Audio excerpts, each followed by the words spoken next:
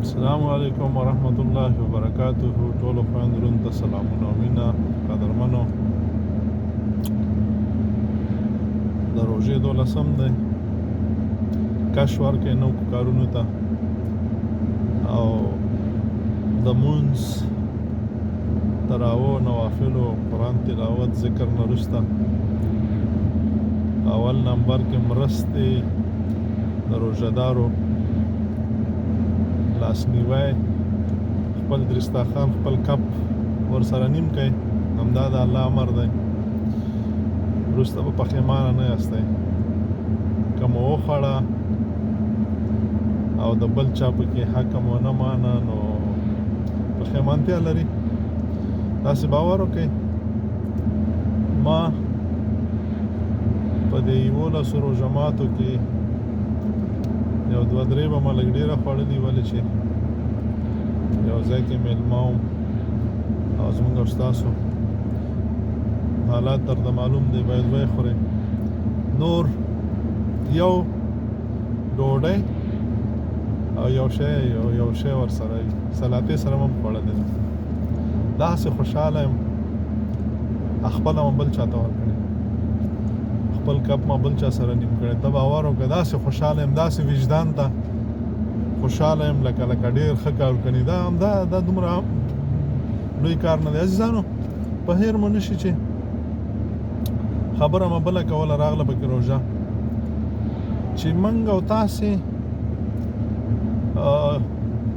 یو پیړۍ کېږي چې په داسې بلا اوښتي یو چې موږ او تاسې تقریبا هر دویم کس موږ او تاسو ته وایي چې ماته اسلام مهم دی. یعنی چې د مرستو خبره شي، چې د خپل قام خبره شي، چې د خپل ملت خبره شي، چې د خپل خاورې خبره شي، چې د خپل کورنۍ خبره شي، چې د خپل عزیز خبره شي، چې د خپل رور او د ترزوی خبره شي، بیا موږ د مقابل کې څه وایي چې ما د پاره اسلام مهم دی، ما د پاره مسلمان مهم دی. دې خبرې ته ګوره، هر وخت د بېمانانو خلکو چې دا بېمانه او دا منافقین چې کوم دي، دوی به داسې خبرې کوي چې په خپل هم فکر ور باندې وکړي، پوهېږي، خو موږ او تاسې په دې باندې تېر باسي.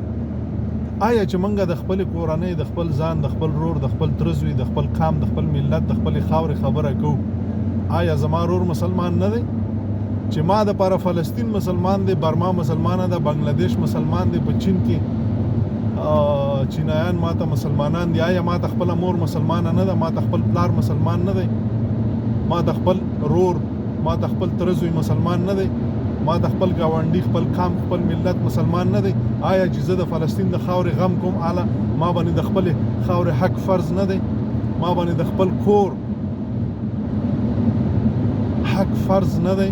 نو چې زه د هغه مسلمان غم کوم او خپل پلار پرېدم، خپل ترزوی پرېدم، خپل قام، خپل ملت پرېدم، نو ځان تیر باسم که خدای تیر باسم که خپل عزیزان تیر باسم؟ دا د بېمانانو خلکو خبرې دي چې ما ته اول اسلام دی، ما ته اول مسلمانان دي. درواغجن دي. نو ته چې مسلمان نو ستا پلار او مور مسلمانان نه دي؟ ستا رور او تره زامن او ګاونډیان او قام او قبیل مسلمان نه دی؟ خو درواغجن یې که نه. او بلې ته راشو، ولې د خدای پاک حکم دی چې اول خرج کول په خپل کورنۍ باندې، اول خیرات صدقې ورکول خپل خپلوانو ته، دا غونه څو چنده لوړي دي؟ دا ځکه چې اول حق د کورنۍ او د خپل خپلوانو دی. موږ تیر باسئ او موږ خدای تیر باسئ.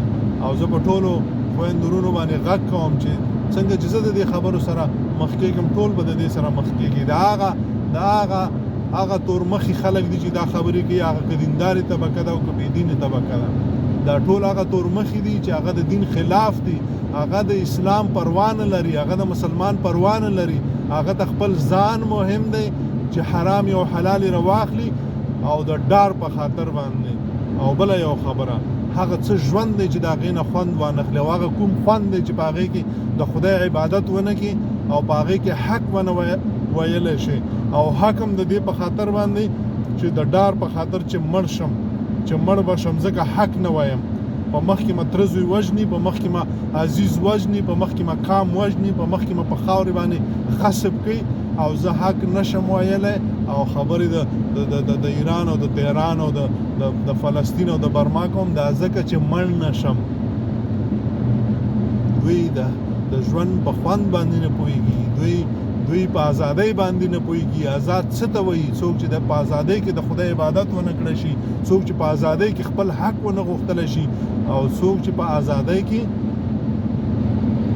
د بل د حق پوښتنه ونه کړی شي عزیزانو په هیر منه شي چې د 100 کالو د ژوند نه د یو ورځې ژوند د ازادۍ بهتر دی او د 100 کالو د غلامۍ ژوند داسې دی لکه په بند کې الله مو ښاد و آباد لره ښې روژې ونیسئ ښه خدمتونه وکئ او ښه یو د بل په څنګ کې ودرېږئ یو د بل پوښتنه وکئ یو د بل حق وغواړئ تر څو چې یو موټی نه شئ همداسې خوار و زار به یاستئ السلام علیکم ورحمة الله